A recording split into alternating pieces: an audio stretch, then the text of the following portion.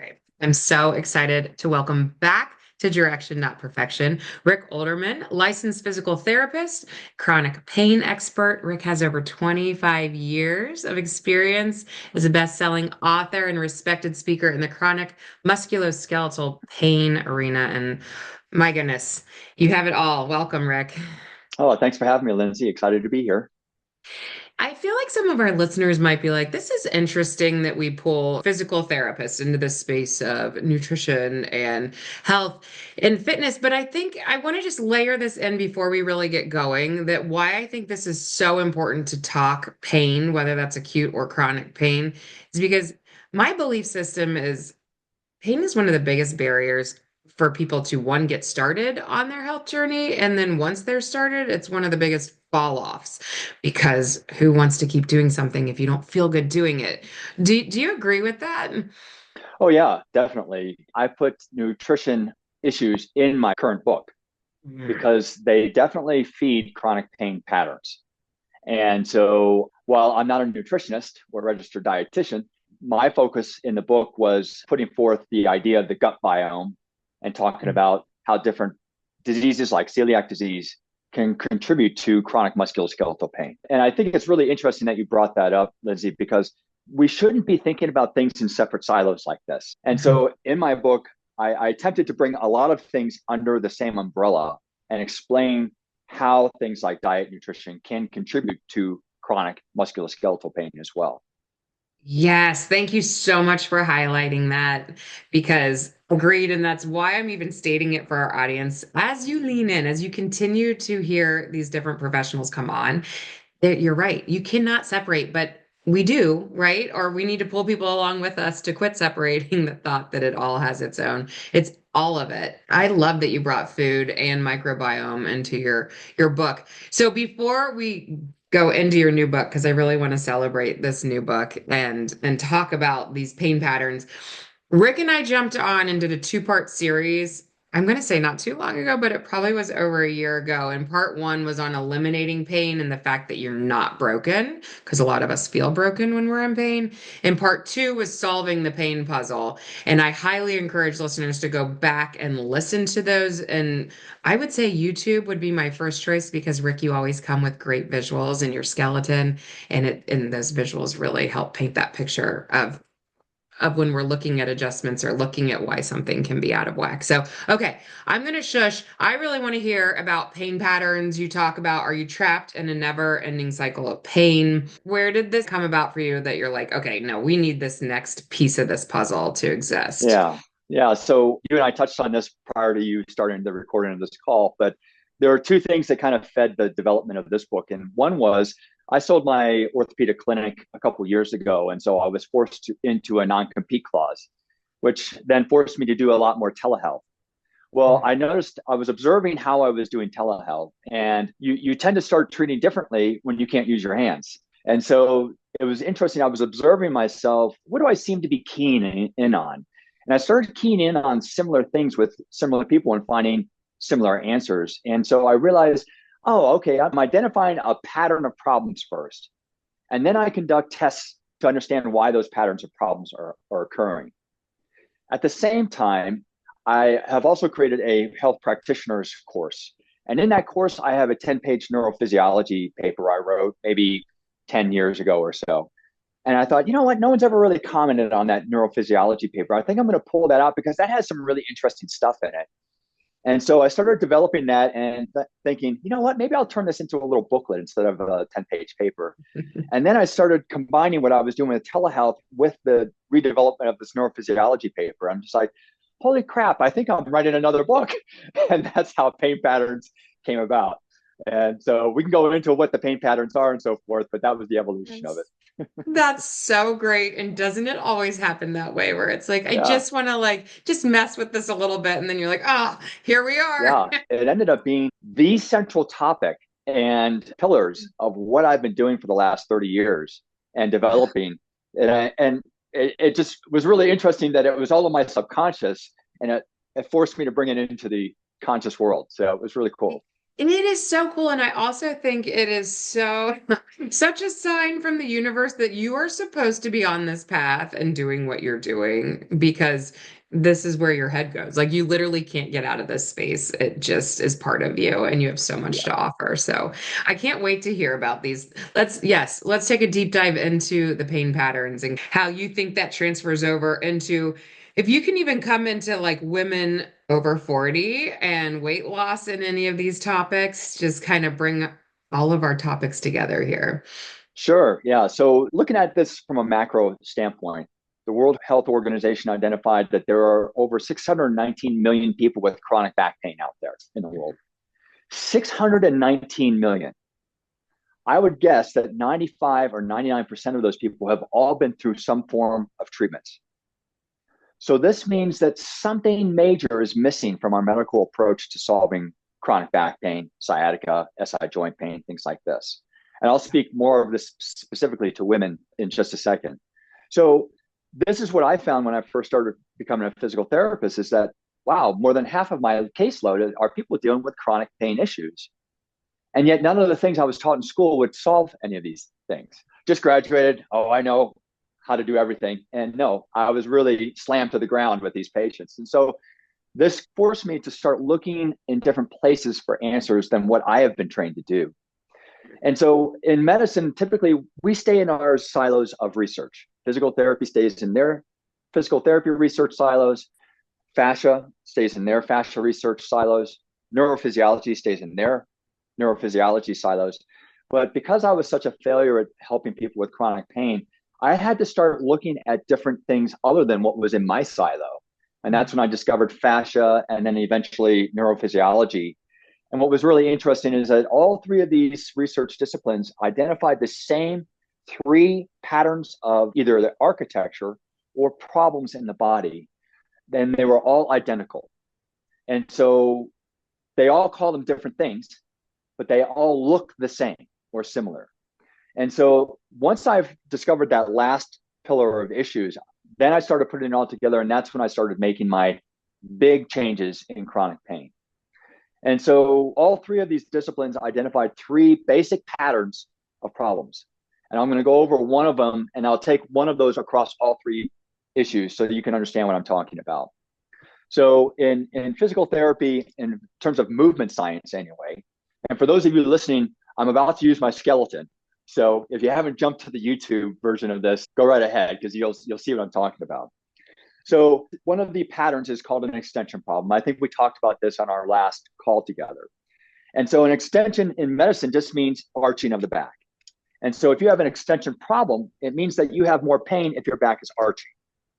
And so there's a really easy, quick test to determine if this is one of the causes of your chronic back pain or sciatic pain. And that is if you just lie on the ground and you lie with your legs straight for 30 seconds, and then you simply bend your knees for 30 seconds. One of these two positions is going to make your back feel better. And those of you with chronic pain out there probably don't even need to do the test to know what the answer for this test is for you. It's that your back feels better with your knees bent rather than your legs straight. Well, why? Well, the only difference is that when your legs are straight, your back is more arched. And when your knees are bent, your back is less arched. So if you walk away from this episode with no other understanding than, oh, my back feels better when it's less arched, you can apply that thinking to how you're sitting, how you're standing, how you're bending over, how you're sleeping, all sorts of things, and start solving problems throughout the day by just thinking about what am I doing that's causing my pain? Oh, my back's more arched when I'm doing that. Like when I'm bending over, I'm arching my back to do that. Why am I doing that? What if I allow my back to flex a little bit? Oh, okay. Yeah, that feels better. So that simple piece of information can be really useful for people. So this is a movement science kind of approach to understanding back pain. But in fascia research, Thomas Myers wrote this amazing book called Anatomy Trains. And he identified lines of fascia that run through the body. Fascia is connective tissue in the body, and it holds everything together, holds our nerves in place, blood vessels. It invests into the deep cellular level of the muscle fibers and so forth. So he identified one of those lines of fascia was called a superficial back line. And that goes from the very top of the head, down the backs of the legs, all the way to the bottom of the feet. And he could dissect that one piece of fascia from the body as one contiguous piece of tissue. Because fascia is so involved with muscle, nerves, ligaments, and so forth, all of that fascia contained muscle, nerves, ligaments, and so forth, which was part of it. And so if you imagine that this superficial backline of fascia was tight or contracted, what's that going to do to the spine? It's going to cause it to arch more. So now we have a movement pattern basis for extension problems, and now we have a fascial basis for extension problems. Now, the last silo is neurophysiology, and we are born with these reflexes in our body. And most of us are aware of when we go to a doctor's office and they tap our knee with a hammer and the foot jumps up, right? That's a simple knee reflex. And what's happening is that nerve goes to our spine and back to our muscle without our brain even being involved. But there are other reflexes that involve patterns of movement. One of those we're born with is called the Landau reflex. And so when we're crawling as babies and we need to lift our head to see where we're going, we're tapping into what's called the Landau reflex, which contracts the back muscles and the neck muscles to lift the head. And then we further use this reflex pattern when we start standing up. We tap into that to help us come up into an upright position and hold us up while we're starting to figure out what our legs are supposed to be doing. All right. So that again involves the same muscles that the superficial backline of fascia involved, and also our movement pattern that we identified right off the bat as an extension problem involves. So all three of these different areas of research are pointing to the same three areas of muscle or nerves or fascia that point to the same type of problem in the spine, extension problems. Okay, so this is one of the pain patterns that I talk about in the book. There are two others, and we can get into those. But let's talk about women over 40. What would happen with women that would particularly predispose them to this type of pain pattern? Well, if you've had children, then this is one of the things that has happened, is that as your belly grows, it's pulling the back more into extension. All right. And your pelvis tilts forward. Just picture yourself. In fact, if you look at your old pregnancy photos, you'll see that your back is arched with this belly development. All right. And what I showed in my back pain during pregnancy book was the spine does not rebound back to its original shape after pregnancy. It remains slightly arched. So by virtue of the fact that you've had a child or had been pregnant, you have developed an extension problem into your spine. And so this kind of lays in wait until you do something that sets off that trigger, right? It could be picking up that sock off the floor or whatever. And then finally, the fascia, the movement patterns, all that have contributed to the breakdown of tissues comes to a head, and you've developed a herniated disc or a bulging disc and back pain. So this is how just being a woman who has had children can contribute to this one pattern of problems. We can go into other things that have happened during pregnancy too, but that's in a nutshell what the first part of this book is about. Okay, and before you move on from that, I just want to clarify this point too. With the three different silos, if a listener was attending to one, let's say that they've been doing myofascial release and that has been helping but not solving. Your point is, do you always need all three to come in, or you just need to be aware that there's three different ways that need to be attended to get back to reprieve? Am Yeah, I it's asking more of that? an awareness. It's a really Okay. good point, Lindsay. And this goes into the way we're trained in medicine is to think in components, right? Hmm.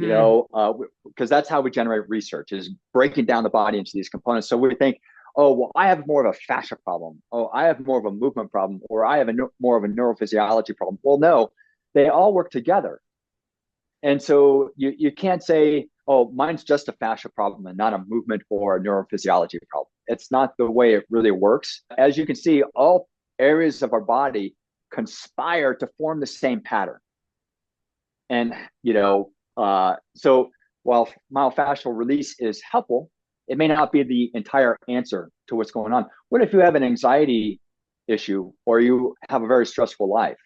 Well, then what you're going to tap into is more of that Landau reflex pattern, that alert pattern of things, right? Which is going to be constantly firing those back muscles.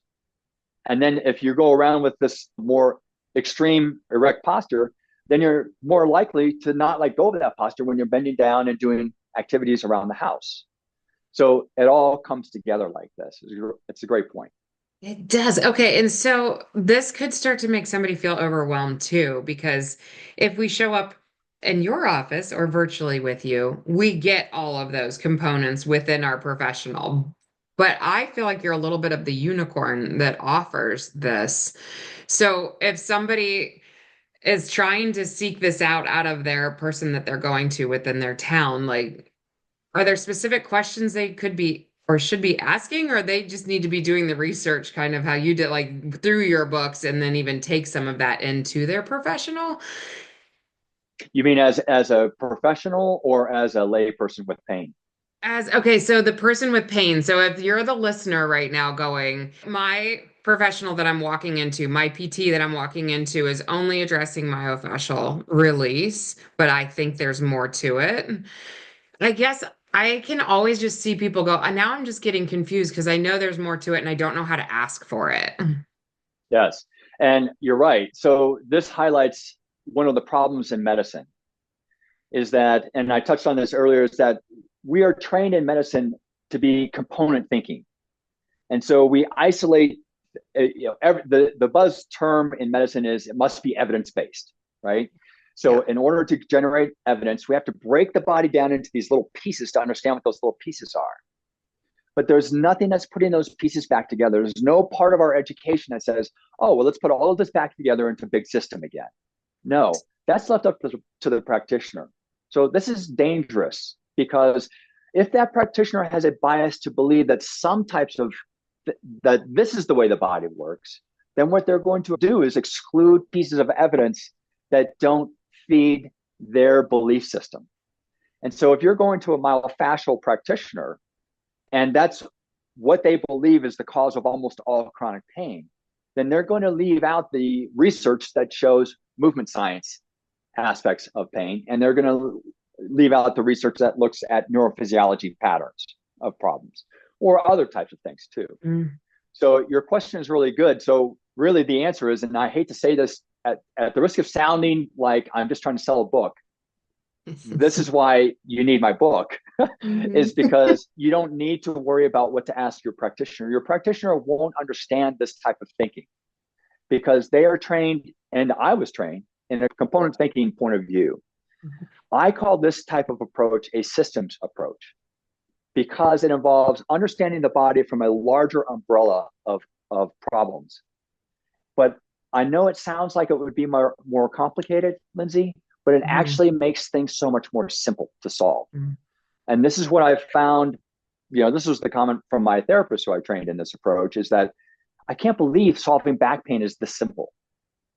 Mhm. And it really is. Once you understand the body from a system standpoint, for instance, if someone has an extension problem, I don't need to know which components of their fascia are contributing to this, or if they have an anxiety-based lordotic pattern contributing to this. All I need to know is that, oh, I know that if their spine is arching more, that's causing them more pain. So let's find the things that are causing their spine to arch more, both from a musculoskeletal standpoint, but also from a movement standpoint, and change Mhm. those. And that will change the fascia, that will change the lordotic pattern, and that will change the movement pattern all by itself. So that's the beauty of understanding what pattern you have is that it removes all of this. I have to work on this tissue or that tissue or the other tissue or whatever. I have to find a practitioner does this type of thing or that. No, it frees us up. Just fix the things that are causing your back to arch more. And if you do that, you're going to feel a lot better.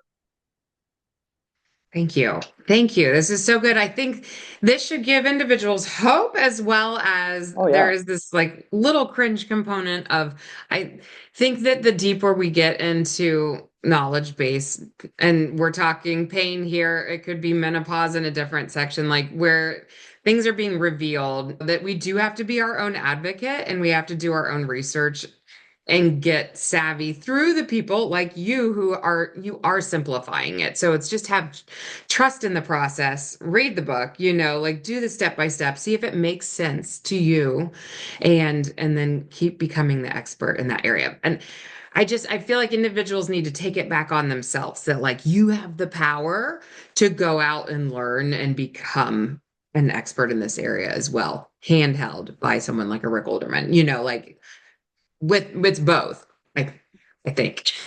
Yeah. And I want to tell your listeners, look, I know this all sounds complicated and you may be intimidated by sciencey sounding names and all that kind of stuff. So the first section of the book, which is the shortest section of the book, talks about how all of us are put together to create these patterns. All right. And at the end of each of those chapters, I have just like four little takeaway points that you should know. You don't need to understand the term extension problem or neurophysiology or Landau reflex. You don't need to understand all of that. Just understand that this kind of behavior can happen. The second part of the book is the workbook. And so then you get to apply, I take you through tests and exercises to figure out, oh, which pattern do I have? Do I have this one? Do I have this one? Do I have both? And so once you identify your pattern, and this is what I found with my telehealth sessions, is once I identified the pattern of problems that was causing that person, all biomechanical or musculoskeletal problems I found after that, I could figure out how that fed that pattern. Interesting. And so that's how the book works, is that you first identify your patterns, and then I take you through more hidden problems that most practitioners aren't thinking about because we're not thinking from a system standpoint. And so I take you through these hidden tests to find hidden problems, and then I show you how those are relating to this pattern or that pattern. And if you just fix it, you'll solve a part of that pattern of problems. It's really simple. It's so simple. I'm embarrassed to say how simple it is, you know. Yes. So it sounds complicated, but it really isn't. I mean, I've got like 8 tests in the book. That's it, and you'll figure out 90% of where your chronic pain is coming from. I love this. Can we, I might be throwing you off, but do a little bit of that same talk that you walked us through for the extension in the back with plantar fasciitis? I think that's like the second biggest thing that people bring up. Yeah, I have this thing in the book. I introduced this term called functional linking. Mhm. And so functional linking just simply means that something like plantar fasciitis can play out as low back pain or sciatic pain or a side joint pain. But let's just look at plantar fasciitis alone. All right. So plantar fasciitis is irritation of the tissue on the bottom of the foot. Typically feels worse when you get up in the morning, take those first few steps, right? So why would the fascia on the bottom of the foot be irritated? To put it simply, because the calf and soleus muscles are too tight. And so what happens is that when you are walking and that knee needs to bend over the ankle, if the calf and soleus muscles are too tight, then they're going to be restricted. That motion will be restricted. But the force of you trying to walk has to go somewhere. And we generate a lot of force when we walk. I don't know if you've ever mistakenly run into a door or table when you didn't see it. And it's just like getting tackled by a linebacker. It's just like, holy smokes, I generated that force. Well, that's what's happening with every step that you take. So if your knee cannot bend over the ankle, well, that force has to go someplace. Well, either that force is going to go up the chain to the knee, the hip, or the back, or it's going to go down into the foot. And what that will do is then cause the foot to flatten excessively. And the plantar fascia is one of the things that guards against that excessive flattening. So that all sounds nice, but what do I do about it? Well, if you try stretching your calf and soleus muscles, you'll find if you have plantar fasciitis, that just doesn't work. Well, if I can't stretch my calf and soleus muscles, and those are the cause of my plantar fascia, what am I supposed to do? Well, understanding why the calf and soleus muscle is tight in the first place is the key here. Why would the calf and soleus muscles be tight? It's because of how we sleep. So most people, if you sleep on the back, you have covers on your foot and it points your foot away like this, which shortens the calf and soleus. If you sleep on your side, you'll notice that most people point their feet away when they're asleep on their side. And if you sleep on your stomach, same thing, the bed is going to point the foot away. So that's 6 or 8 hours of shortening of your calf and soleus muscles that you're having at night. And then you get up and expect them to be long again when you walk on that foot those first few steps. And they're not. So what I recommend for those type of people is something called a dorsal night splint, which holds your foot into a neutral position at night, prevents it from shortening, and that's the miracle cure for most plantar fasciitis that I've seen. Simple.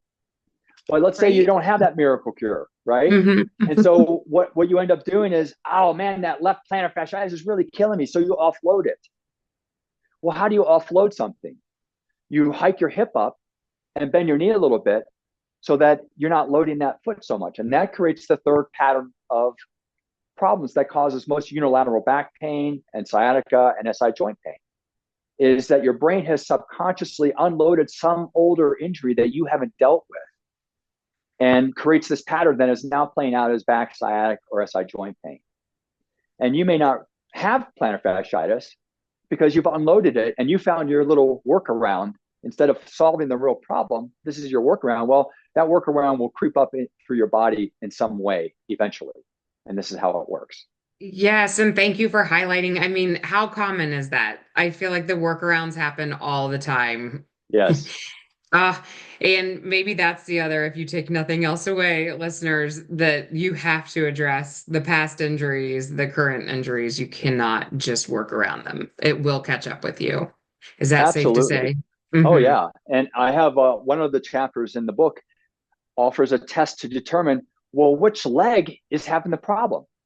Because invariably, when I run into these people, they're just like, "Oh, I don't have any old injuries." It's like, no, we'll find out when I do a simple test, and they're just like, "I can't believe that just happened." I'm just like, "Well, this is your body is showing us that this problem is happening in this leg," and that's when they start to say, "Oh, well, this couldn't possibly be the cause of my pain." That old ankle sprain back in junior high school, or when I rolled my ankle really bad, or had to wear a cast or whatever, and lo and behold, that is the thing that has crept up into their body. But so I show a way to break these things down so simply and discover, first of all, which leg is it that you're having a problem in? And then secondly, what's the problem in that leg? And once you fix those things, you stop feeding that pain pattern and the pain pattern will melt away for you. This is so good, and I'm loving this glimpse into these nuggets that you're giving us.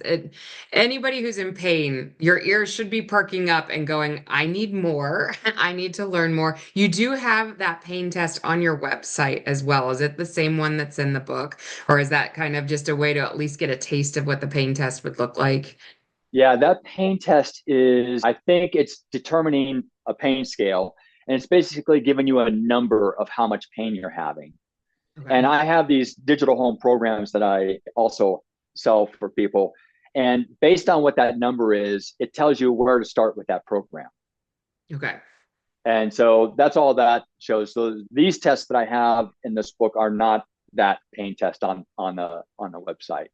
However, you can use that. Let's say you take that pain test and you say, "Oh, I've got a pain scale of 21," right? And then you do these exercises or tests, and a week or two later, you're like, "Oh, my pain scale is down to 10 now. I can't believe it." Because what I found is, Lindsay, and you may have found this too, is a lot of people forget how bad it was before they Yes. saw you, right? And so this gives Yes. them an objective number that and says, oh, I really did get better, you know? Yes. How quickly we discredit. I see Yeah, it more from the food or fitness point of like, I did that. I'm like, wait a minute, you just like rattled that off like it was no big deal. You just went out and walked or whatever. And were you doing that a week ago? Well, no, but yes, yeah. I love that you have a test for that so they can visually be like, this is how far I've come. That's amazing. So again, kind of a step by step.